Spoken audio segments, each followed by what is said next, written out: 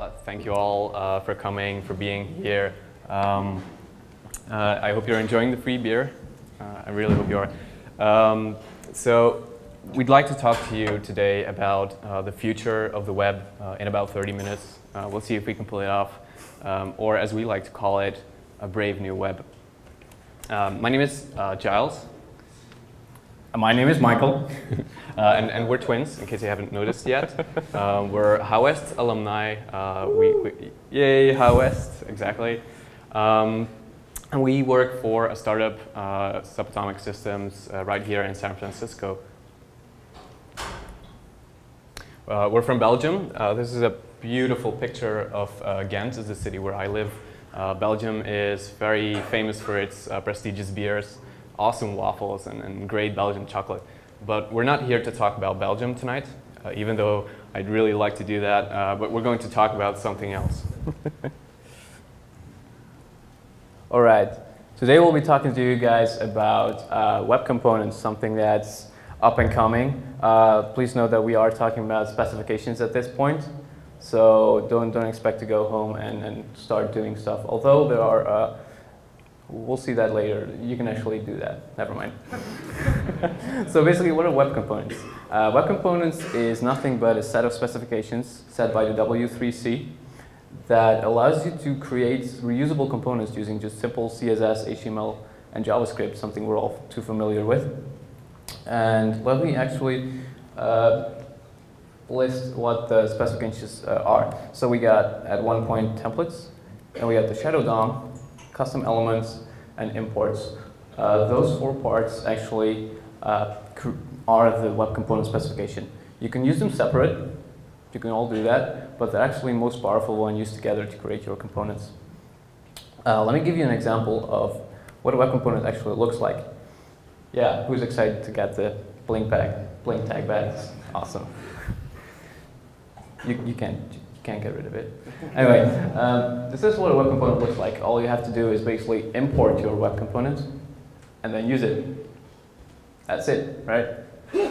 Let's give you a somewhat more quote-unquote advanced example. Same thing. You import it, you use it, and you can actually do cool stuff with it, like data binding. Let me just shameless self-plug. Here we go. And this is all HTML. It's not an image in any way. This is all just very, very small divs. Even the codes, the syntax highlighter itself in this presentation is a web component. So let's run you through some history first. All right, a bit of a history lesson. I hope I don't bore you guys too much. As with many things, it's a really good idea to take a step back and look at how we used to do things or how we thought of things in the old way to appreciate a new way of thinking. And that's what we're going to do right now. Back in the very, very olden days, we used Java applets and Flash controls. Who remembers that? All right, a couple of you guys. Who's still doing it? No one? Good. Awesome. Yeah, so the background picture tells the entire story. You had to install a proprietary plugin, and there were lots of complications with that. Not everyone had it, first of all. Secondly, there were security issues. Yeah, Flash is dead. Hooray. There were also a concept that ASP.NET invented called ASP.NET Web Controls. It was sort of a step in the right direction, even though I think the syntax is horrible. And the downside to this is that this web control, web control was only accessible on the server. You couldn't really do anything with it on the client unless you used some jQuery magic or whatever. So that wasn't really ideal either. And of course, the jQuery era spawned many reusable components, also known as plugins. But the downside to that was that you still had to manage your namespaces yourself. You had to apply good practices to make sure that it worked in someone else's website and someone else's styles wasn't overriding yours, and there were no conflicts in events being thrown, stuff like that. Web components will make that easier. Right. If you're still stuck in one of the first two slides, like the Java Flash era, I feel very sad for you. Kind of like this person. But all is well. Enter the era of JavaScript frameworks where things became even more complicated. Who here has worked with Angular before? Okay, a couple of hands, good. This is an Angular example. Angular also has a notion of reusable components, or as Angular likes to call them, two-way data-bound, isolate scope, transcluded directives. That sounds like a lot of made-up words, but they're not actually. So let me run you guys through this real quick. We give a name to our directive. We restrict it to an element to tell the browser that this is an element, exactly. We use transclusion, so anything within that tag is accessible to our component. We specify an isolate scope, so no other component can mess with it. This minimizes collisions of events and other variables and things happening. You need a template, or in this case, a template URL, and a linking function where you can do stuff with your element and your attributes. This is where we apply our jQuery magic, usually. On to the first piece of the puzzle. All right, so the first piece of the web component specification is HTML templates. I think some of you are pretty familiar with the concept of templates. So now we have a specification for it. Hooray. So what does the template actually look like? As you can see, just a simple template tag. You can give it an optional ID, and then you fill it with some content. In this case, I get an image and some comment text for a comment template. There are a couple of things to note with templates. They are inert, which means that scripts inside templates are not executed, images are not downloaded, and the DOM is actually not rendered. You don't see it. And the second thing to note is that you cannot traverse into them from outside, so they're kind of scoped.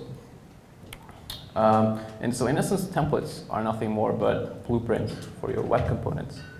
Now let's look at a user's example. So I created a function add comments, which takes in a avatar URL, some text. I grab the content inside the template. I fill it with some variables. And look for an insertion point. So where can I add this template to?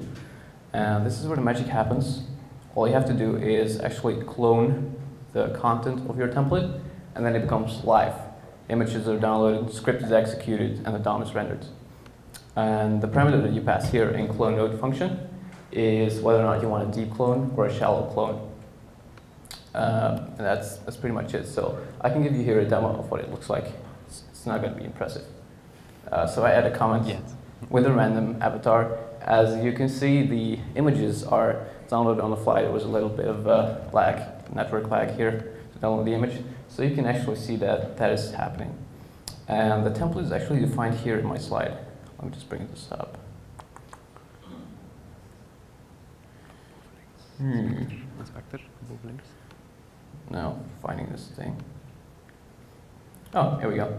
Here's our template tag, and you can see this cool little hashtag. Please don't use it on Twitter.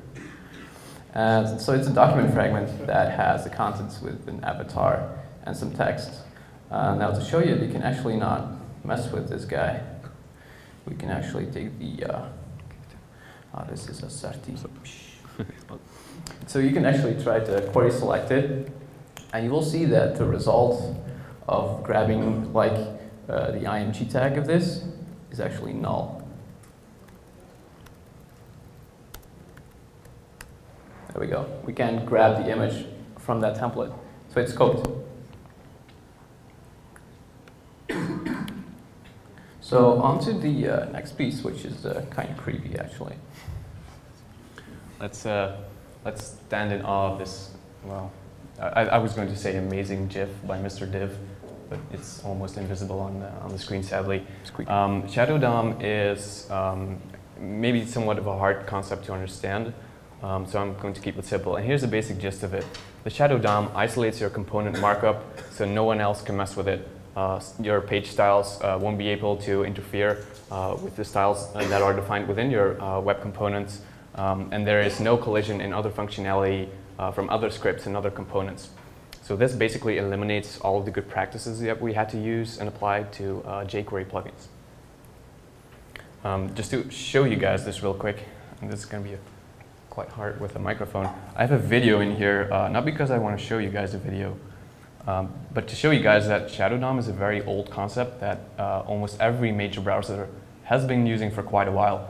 If I actually go ahead and inspect this video right here, you can see that every video has a shadow root element. This is the element that makes sure that you can traverse in it, you can apply additional styles to it. And if we traverse this DOM here, you can see all of the different components that make up a video element. This is pretty cool, right? I bet some of you didn't know that. Actually, all of these interactions are also built with web technologies, which is pretty cool. And the Web Components API now allows us to do that as well.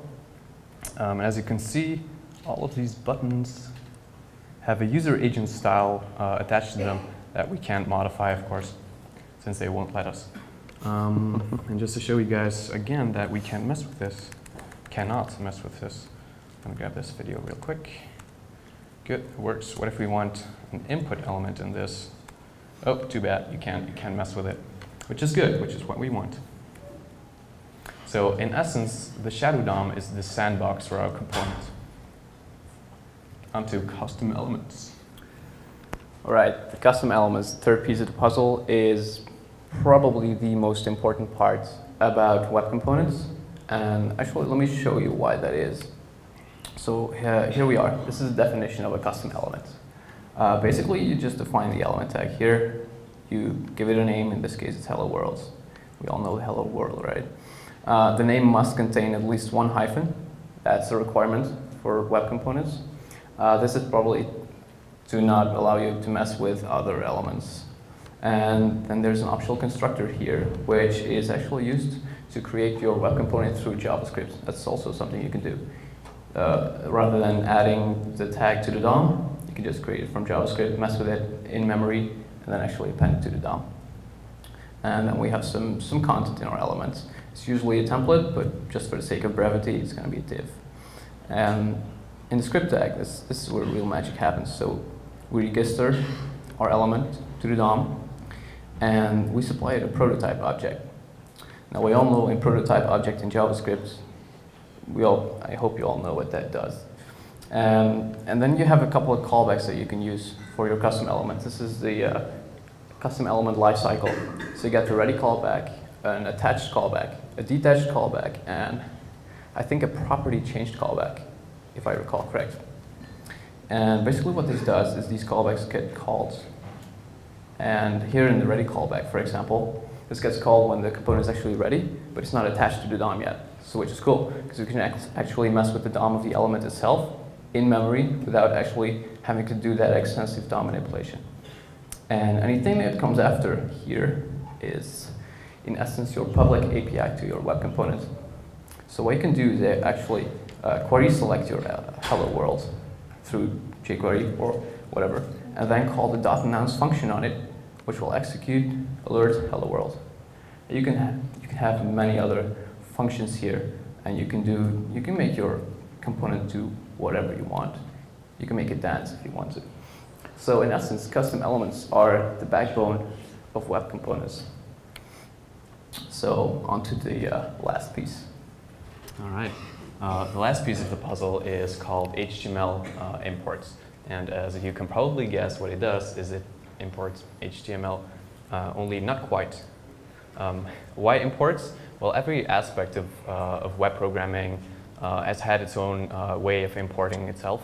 There was a link tag for CSS content. We have, of course, a script tag for our JavaScript content. And now there will be a new tag. Well, it's actually the same tag, the same link tag that we'll use import for its rel attribute to specify that we can import this HTML file. As you saw earlier in one of the easier examples, all it takes to use someone else's web components is to just import that HTML file. And this HTML file is not just limited to markup, it's not just limited to HTML tags, it can contain inline styles and even inline scripts, which is essentially the entire web component that you can import. Also, do note that imports are subject to access control. If you want to load someone else's web control from their site, they will have to let you do that. And this is very powerful. Imagine not having to use iframes for Facebook like buttons and the like. Very awesome stuff. Now, onto support. I was going to wait for this slide and then make you guys like, oh my god. So, can we actually use this? Sadly, the answer is nope, not right now. So that's why it's a specification, right? For the most part, templates are supported in major browsers. There might be some quirks, some differences from version to version, but yeah, you can mess around with templates for sure. And then there are custom elements, which are, I think, only supported in Chrome Canary. I think I should check it out. And then there's the shadow DOM, which is also pretty well supported in Chrome Canary again. And then sadly, HTML imports are nowhere near supported in any major browser. So you guys are probably all wondering, why are you showing me this? What can I do with this? You can all boo now. There's a solution to this. It's called Polymer, which is in essence just a polyfill library for all the web component specifications that we have today. I do recommend checking it out. There will be a SF HTML5 event all about Polymer, April 30th. We'll be there, and I hope some of you will also be there to attend that awesome meetup. And just to whet your appetite, we actually went ahead and created a very basic Polymer web component. Peter, how are we on time? Okay, we're doing great. Charles is going to show you a very small example of a web component. Okay, so let's see what a Polymer component looks like. I'm going to show you guys what I've built first. So let me pull this up. So what I've built in like under 20 lines of code is this very easy like X album component is what it's called. And I have a very nice selection of Belgian music here. If you hover over it, it's a cool transition. Make sure this is not too loud. If you click it, of course, it just plays the audio. Does it? Oh, there we go. So what we're doing is we're streaming this from SoundCloud servers. Please don't tell them we're doing this. And this is the index file. This is all that you're seeing here. We have our X album component right here. Is that big enough? Okay. We have our X album component here that has a title, an author, a cover, obviously, and the link to the audio file that we're getting through SoundCloud. Let's have a look at the implementation. First of all, you need to import a Polymer core file so we can basically polyfill everything that's necessary to display our components. I'm using an icon font for the play and pause icon. This is just a nice font because I think it's better than Arial or whatever. And what we do is we define our Polymer element with a name called xAlbum, and these names have to match, obviously, and some attributes that we're defining that we're going to work with later. I have a bunch of styles in here, not very important. I imagine you all know how to write CSS. And this is our template, basically. Oops. We have our album class. We have titles. If we hover over it, we'll see a nice summary. We have a cover, an overlay with controls, a play pause button that has an ID so we can reference it, an image, and we're using a mustache style templating. We have some meta info like author or title, and then eventually our audio element. So we have one audio element for each component. It doesn't have the controls attribute. That means it's invisible in essence. Let's have a look at how Polymer works. First, we define the Polymer. We access the Polymer class, and we have to make sure that whatever we call it matches the name of our Polymer element right here. And as Michiel explained earlier, we have a couple of functions out of the box, part of the custom element lifecycle, that we can go ahead and use actually and leverage. Ready means the component is ready but not attached to the DOM, so this is where we want to do everything. Why? Because messing with the DOM is very expensive. It's usually single-threaded, unless you're using Firefox's new engine. So you don't want to do that. You don't want to always insert DOM and then mess with the attributes itself. You want to do this in memory, and then after everything is done, you want to attach it to the DOM, which is way less expensive. So what we do is define our play pause button here. We're using some Polymer syntactic sugar. This is Polymer's way of accessing elements by ID that we define here. And we attach an event listener like we always do So if we click on it, it calls self.playPause, which is this function, grabs the audio. If it's paused, you play it. Otherwise, you pause it, and we swap a few classes just to make the icon change from play to pause. And to show you guys that, oops, this isn't right. No, it is right. To show you guys that all of these components have their own public API, I'm going to, can I zoom in on this? Really?